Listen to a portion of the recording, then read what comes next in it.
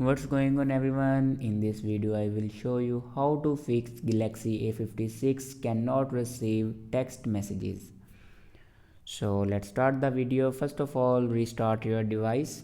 For restart your device, press and hold power button and then click on restart. After restart your device, then check your network connection works properly or not.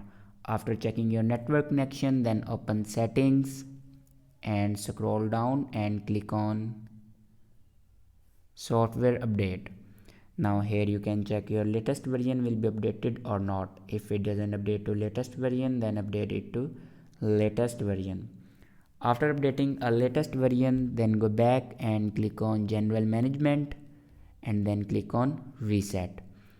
Now here you can see the option reset network settings. Now click on reset network settings and then again click on reset settings.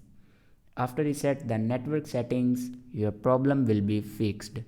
I hope this video is helpful for you. Thanks for watching.